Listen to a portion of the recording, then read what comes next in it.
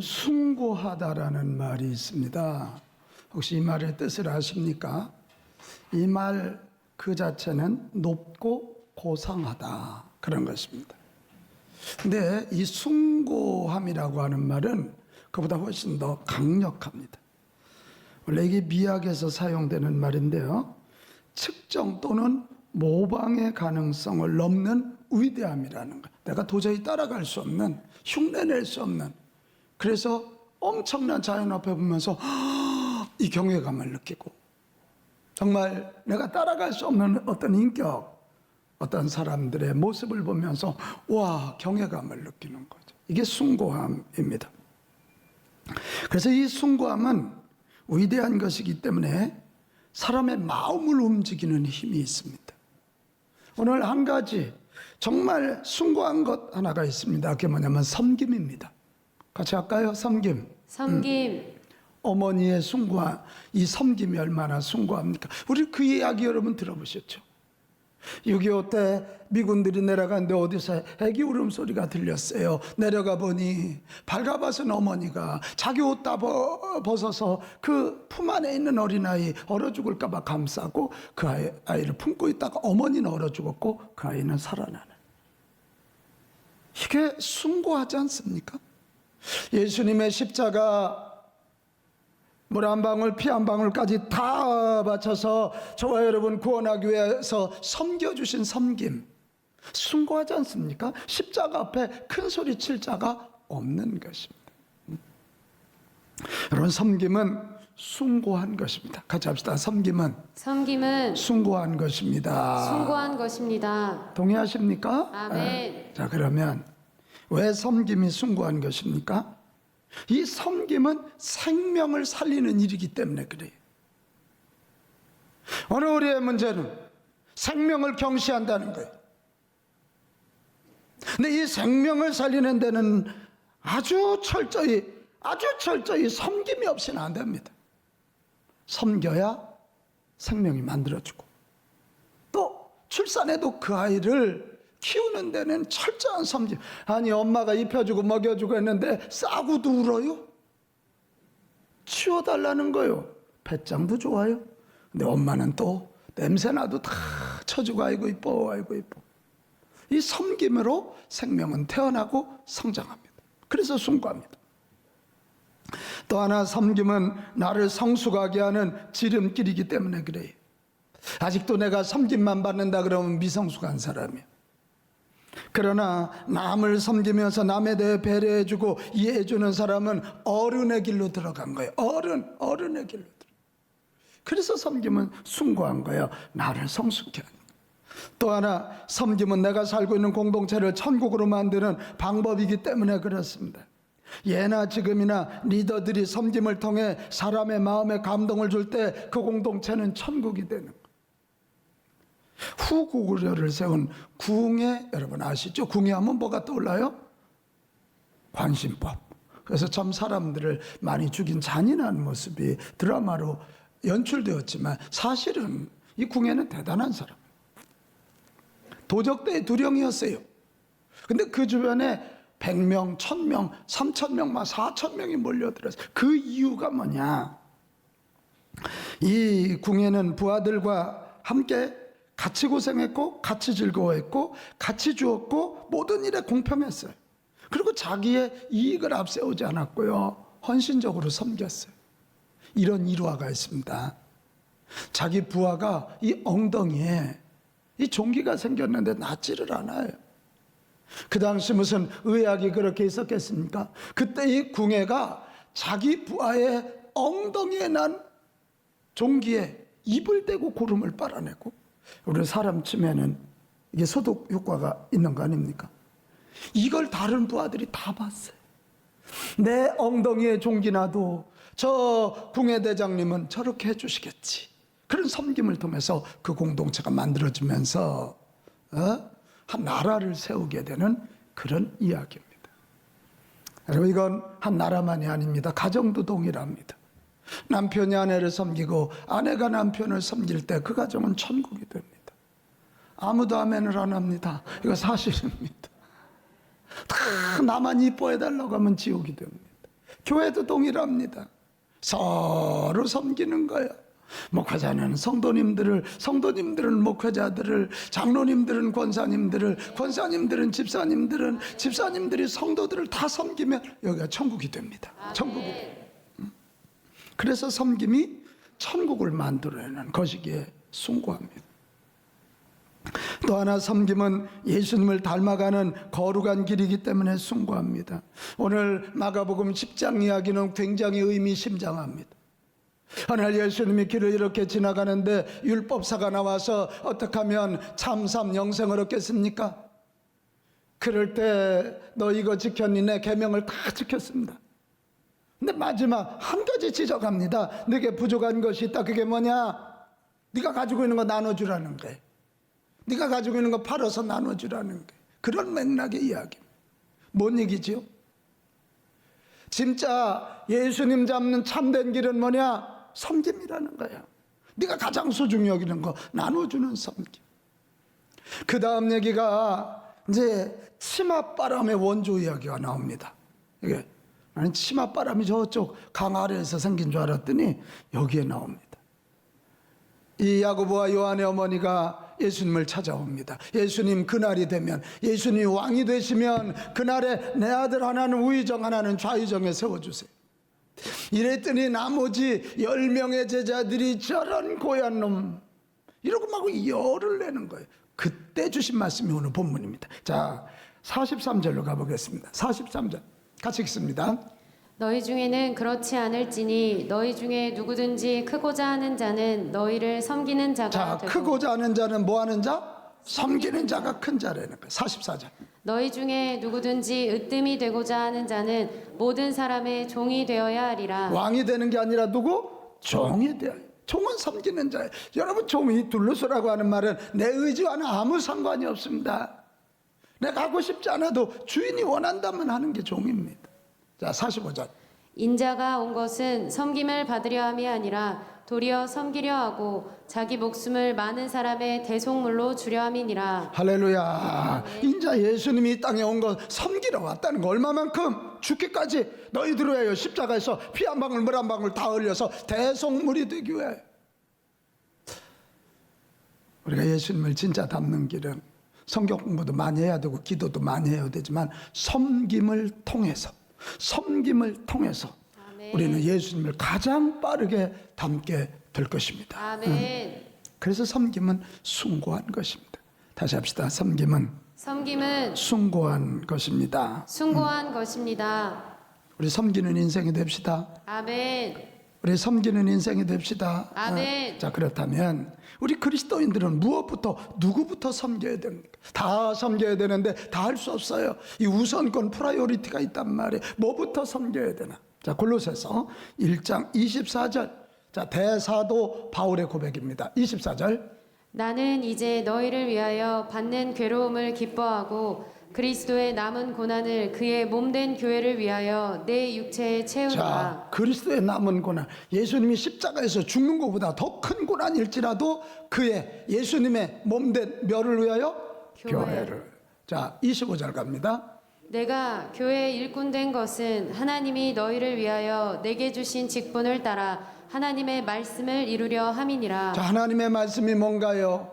하나님이 보내신 예수 그리스도를 믿어 구원받는 거예요. 하나님의 자녀 만드는 거, 이 땅에 하나님 나라를 이루는 거예요. 자, 28절.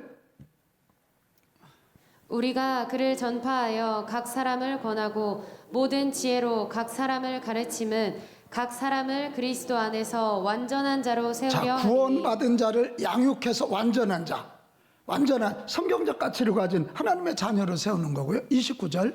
이를 위하여 나도 내 속에서 능력으로 역사하시는 이의 역사를 따라 힘을 다하여 수고하노라. 할렐루야. 아멘. 그러니까 바울이 오늘 골로새서를 통해서 알려주는 거예요. 그리스도인 된 우리들 섬김이 고상한 건데 무엇부터 섬겨야 되느냐? 교회부터예요. 교회부터. 아멘. 예. 왜? 오늘 설명하는 거예요. 교회는 예수님의 몸이니까. 그의 몸된 교회. 여러분, 이 몸은 중요하지 않습니까? 이 몸이 건강해야, 몸에서 영양분을 줘야 시력도 떨어지지 않는 거고 청력도 유지하는 거예요. 몸 자체가 병들면 손톱도 빠지고 다.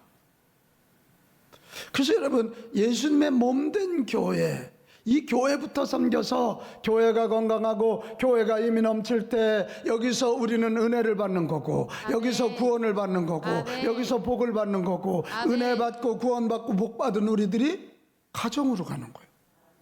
그리고 우리 가정이 살아나요. 아멘. 직장으로 가는 거예요. 우리 직장이 살아나는 거예요. 아멘.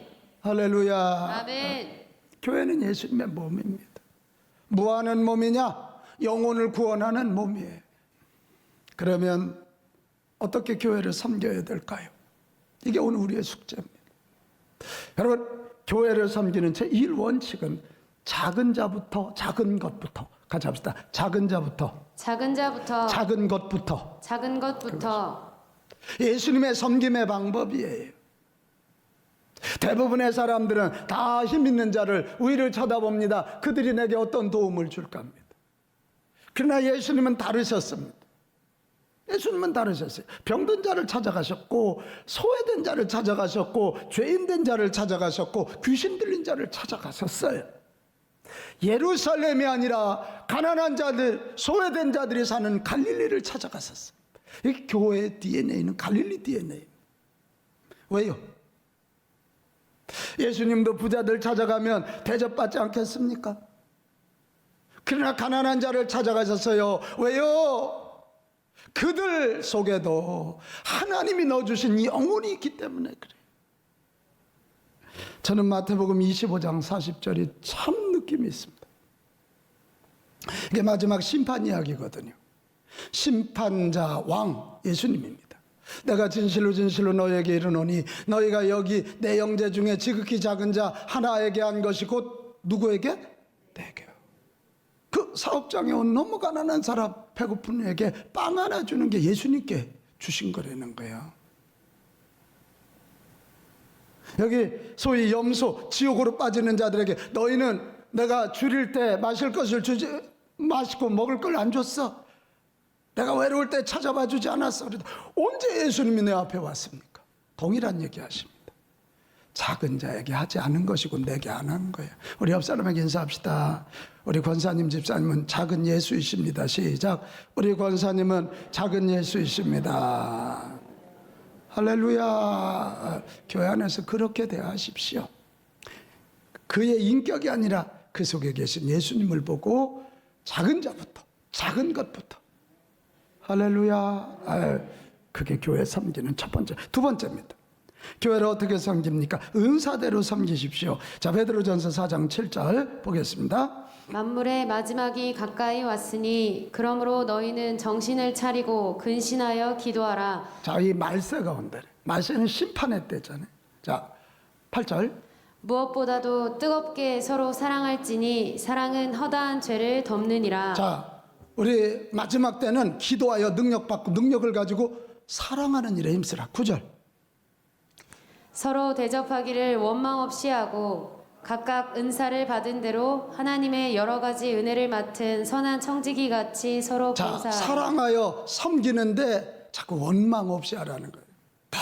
내가 막 이만큼에는 그런 소리 하지 말고 원망 없이 하는데, 원망 없이 하는 방법이 각각 은사를 받은 대로 하여 하나님의 여러 가지 은혜를 맡은 선한 뭐같이 청지기 같이. 자, 이 은사란 말이 뭘까? 영어로는 기프트, 선물이란 말입니다. 근데 하나님이 저와 여러분을 이 땅에 보내실 때는 재능을 넣어서 보내셨어요. 탤런트예요. 그러니까 내가 노력하지 않아도 타고난, 태어날 때부터 타고난 재능, 내가 노력하지 않았으니까. 내가 노력하지 않았는데도 하나님이 주신 거니까 그래서 선물이라 그럽니다. 선물이라 그럽니다. 그러니까 이 은사를 가지고 서로 섬기라는 거예요. 은사대로 하라는 거예요. 은사대로 하라는 거예요. 로마서 11장 29절에 보면 하나님의 은사와 부르시면은 후회함이 없다. 꼭 맞게끔 은사 넣어서 보내셨다는 거예요. 할렐루야. 아멘. 꼭 맞게끔 은사를 넣어서 부르셨다는 거예요. 그러니까 그 은사대로 살아라는 거예요. 자꾸 없는 거 가지고 남 비교하지 말고, 내게 가르치는 은사가 있으면 다음 세대들 가르치세요. 예능의 은사 있으면 찬양대, 찬양단에 들어가세요. 응? 내가 뭐 이런 거 잘 만든다. 데코 사요 가세요. 꽃꽂이 사요 가세요. 응? 꽃꽂이 사요 가세요. 내 은사대로. 또 내가 너무 뭘 하고 싶은데 내가 재능이 없다면 구하세요. 그러면 하나님은 주신다고 약속하는 거 아닙니까? 아멘. 로마서 12장, 고린도전서 12장에 보면 은사 한 20가지 은사 얘기가 쫙 나옵니다. 참.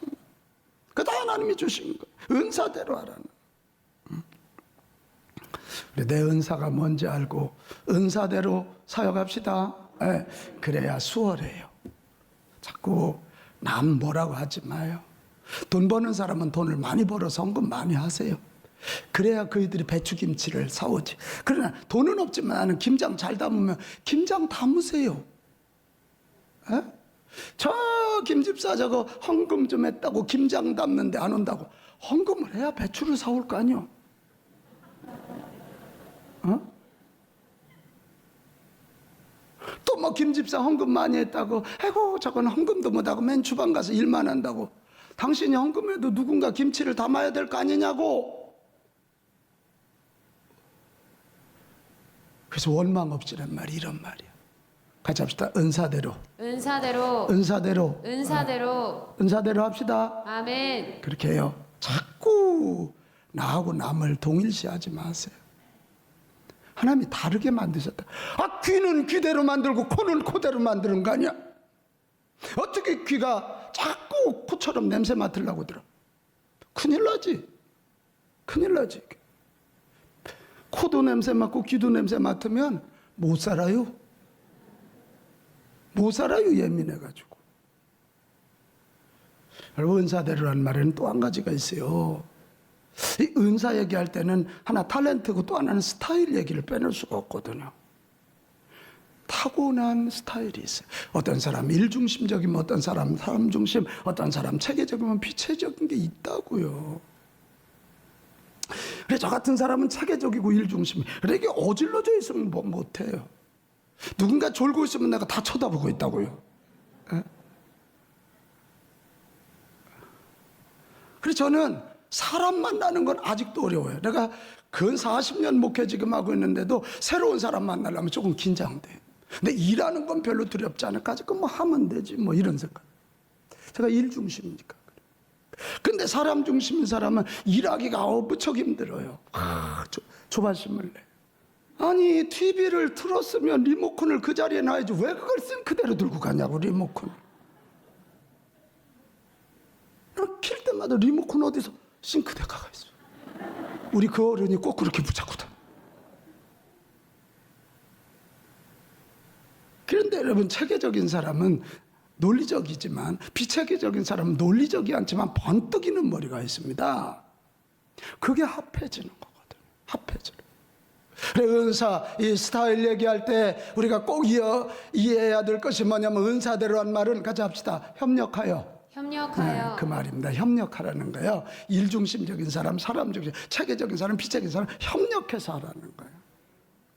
교회가 협력 공동체가 된다면 어떤 것과 싸워도 이길 수 있는 강한 군대가 될 줄로 믿습니다. 아멘. 네. 어려울 때일수록 더 협력하는 거예요.